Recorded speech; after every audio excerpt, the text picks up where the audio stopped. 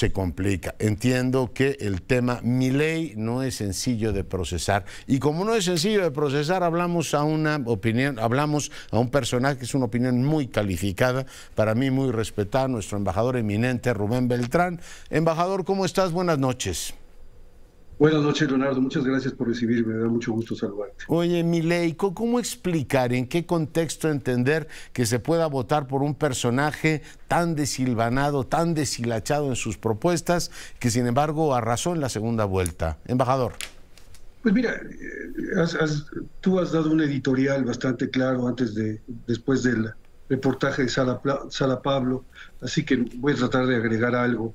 En primer lugar, yo creo que a la audiencia le puede interesar saber que hay algún antecedente del pensamiento de Milei en lo que se llama la escuela austríaca, esta escuela de economía, de este anarcocapitalismo que se está proponiendo, esta especie de capitalismo salvaje, a ultranza, este ultraliberalismo que pugna por la desaparición del Estado y dejar todas las fuerzas del mercado y a la iniciativa privada el crecimiento y encargarse del desarrollo económico. Evidentemente es un planteamiento muy difícil de digerir y no seré yo quien haga el panegírico de esta posición, de este programa. Pero, a ver, tal vez demos un paso atrás. ¿Cómo llega y por qué llega Milei? En primer lugar, es difícil. Sí, ganó los votos, es evidente, pero, pero ganó, ¿por qué? Porque en primer lugar hubo un tremendo voto de castigo al peronismo, y más concretamente lo que fue derrotado fue el kirchnerismo, ese kirchnerismo que lleva ya los últimos años ocupando el espacio público, que fue ampliamente derrotado, el cual Sergio Massa es un representante. Ese es en primer lugar. Que llevan En casi segundo lugar, 20 años gobernando, ¿no? Este siglo, salvo el sí, gobierno señor. de Macri, ¿no? Salvo la pausa de Macri, todo este siglo ha sido gobernado por el kirchnerismo. Por otro lado, también gana porque una escisión de, de Juntos por la democracia, Juntos por el consenso, se separa. Esto lo organiza Macri junto con la ex candidata Bullrich, y casi, lo que nunca se da, Leonardo, es decir, casi una transferencia aritmética de los votos de Bullrich hacia los votos que recibió Milei. Esto es importante destacar y yo creo que debemos de tomarlo en cuenta. Pero por otro lado, también debemos de pensar que muchas veces lo que se dice en campaña se queda en campaña por una razón, porque se confronta con la realidad. Y el momento de operar esas propuestas, la realidad es muy terca y los conflictos sociopolíticos que se pueden suscitar por tratar de implantar esas medidas radicales puede hacer que esto no suceda. Además, estamos en un gobierno, Milei tendrá un gobierno de 4 años a partir del próximo 10 de diciembre.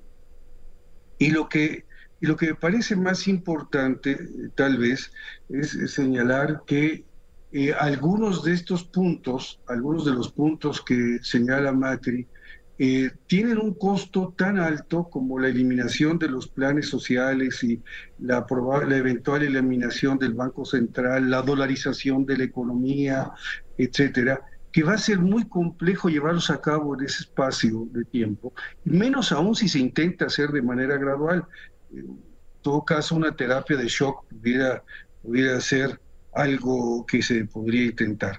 Pero hay otro elemento curioso. Tú hablabas, Leonardo, al principio, hablabas de la falta de posiciones en el Congreso con gran realidad, con gran verdad. Estabas hablando muy bien de la falta de liderazgo, de tracción en el Congreso, pero además hablabas de la falta de tracción eh, territorial. Esto es muy importante, pero ayer y hoy se ha dado un movimiento muy importante que tal vez vale la pena que nos detengamos un minuto a señalar.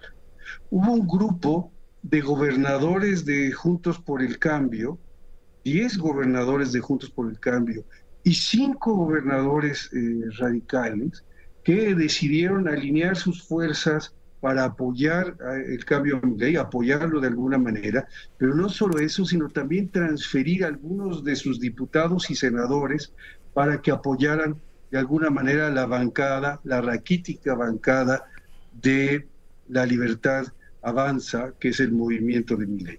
Concretamente en números, repasemos, el Senado tiene 72 curules, y de ellas la Unión Popular, la Unidad Popular, que es el peronismo, tiene 33 curules. Es claramente una minoría importante, y La Libertad Avanza tenía solamente 7 senadores, pero ahora con esta alianza podría llegar a tener 15, es decir, más 8. En la Cámara de Diputados, que son 257 diputados, también la Unión Popular tiene 108 curules, claramente la primera minoría. Y La Libertad Avanza tenía solamente 38 asientos. Pero esta alianza de gobernadores le daría 20 más para llegar a 58. Con esto tenemos que hay 10 gobernadores que podrían ser 15 gobernadores que estarían apoyando territorialmente, y de alguna manera se reforzaría su posición en el Congreso. Esto no es poca cosa, aunque ciertamente la posición tan endeble que tenía La Libertad Avanza de alguna manera se ha mejorado.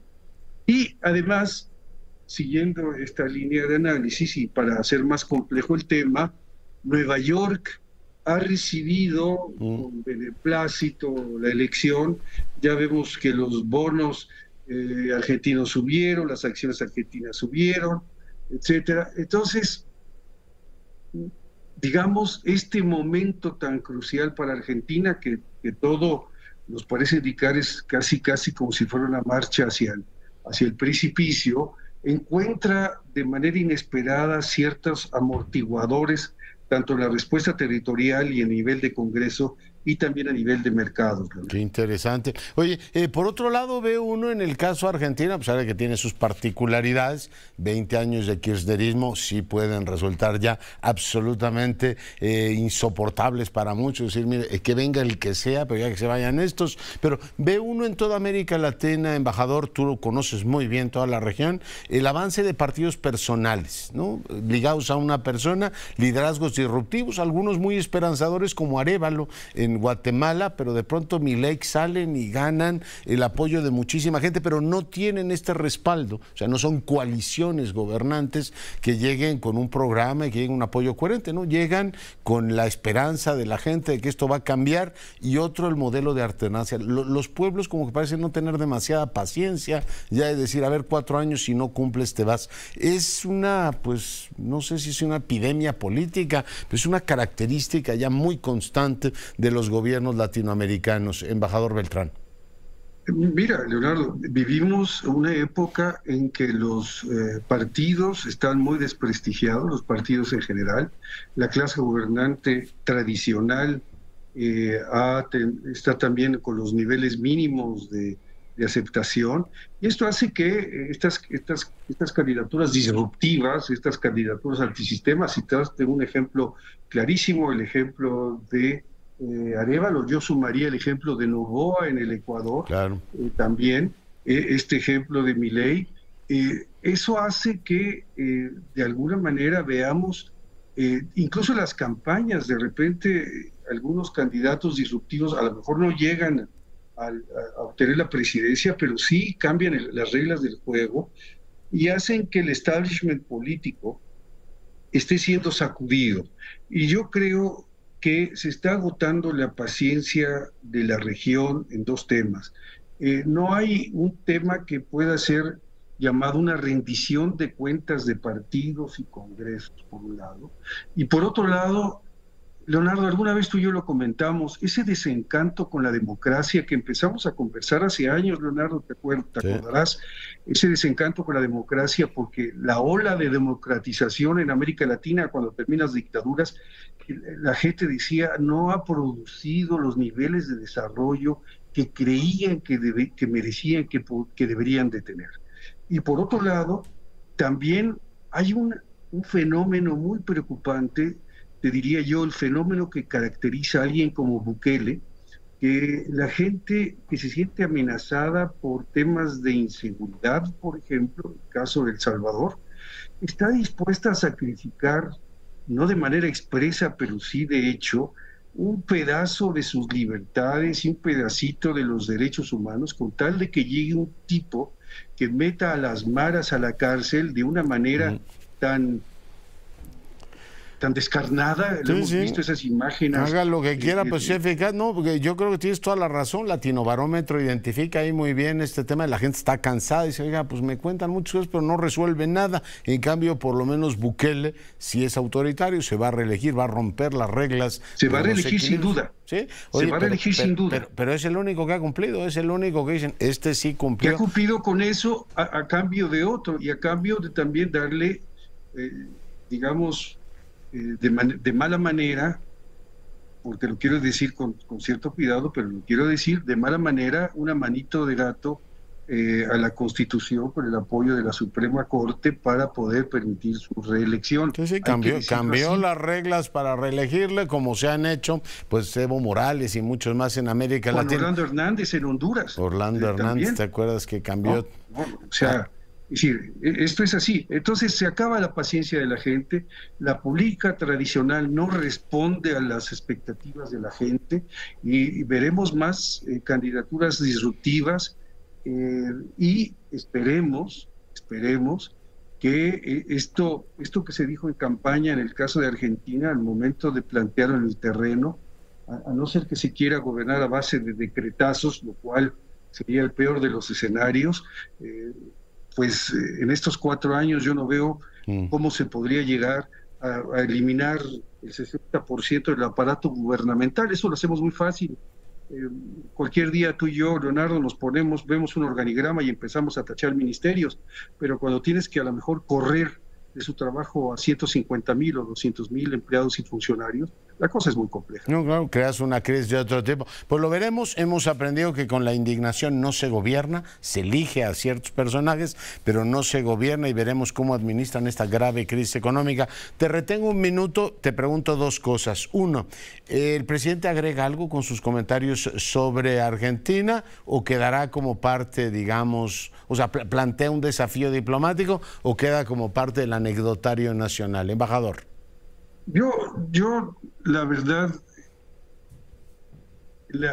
tomo esos comentarios en el contexto de lo que se dice y yo me refiero por las expresiones que se hacen a nivel institucional a través de la Cancillería, a través de otro medio. Yo quiero señalar, por ejemplo, que me gustó, en todo caso, las expresiones de Lula, de Boric, por ejemplo, que felicitan al vencedor de las elecciones sin adjetivos calificativos. Yeah. Te pondría también además que yo creo que el tuit de Alicia Bárcena es un tuit mesurado y es un tuit muy inteligente. Tomo nota, eminente, tomo nota de lo que me dice. Oiga, ¿y recuerda usted con la experiencia? Es que quería decir una cosa, felicita al pueblo argentino por una jornada democrática que fue insólita. Sergio Massa reconoce su derrota antes de ningún anuncio oficial. Yo nunca había visto eso. Y me parece que es muy pertinente el comentario de la Cancillería. Tomo nota de lo que me dice. Oiga, en su larga experiencia diplomática le había tocado que 4 mexicanos estuviesen secuestrados, en este caso por Hamas. Veremos si salen en el paquete de los liberados ahora en la negociación, y 4 por las fuerzas yemenitas, en este caso apoyadas por él. ¿Usted se acuerda que tuviéramos a 4 secuestrados por distintas fuerzas en la historia reciente del país? No en la historia reciente. Recuerdo algún incidente que se refería a aviones secuestrados donde había algunos pasajeros mexicanos, por ejemplo, intentos de abordaje de naves, de yates y de barcos de recreo, pero una situación como esta, francamente, no, porque lo cual implica una situación prácticamente imposible de manejar. No está en las manos directas de México resolver esta crisis. Desde luego se estarán haciendo otros buenos oficios, pero para mí es un escenario Inédito, insólito, ¿no? Sí. muy inédito, más que insólito, inédito, muy difícil de manejar. Pues lo seguiremos, Lamento pero sí, muchísimo. yo pensaba, digo, no me acuerdo de una situación así, dos frentes diferentes. Eminente, le agradezco mucho que haya estado esta noche con nosotros. Leonardo, estoy a tus órdenes como siempre, un gusto de saludarte y saludos a tu audiencia El, con mucho respeto. el embajador Beltrán, hoy para fortuna nuestra, conversando con usted. Pausa, volvemos.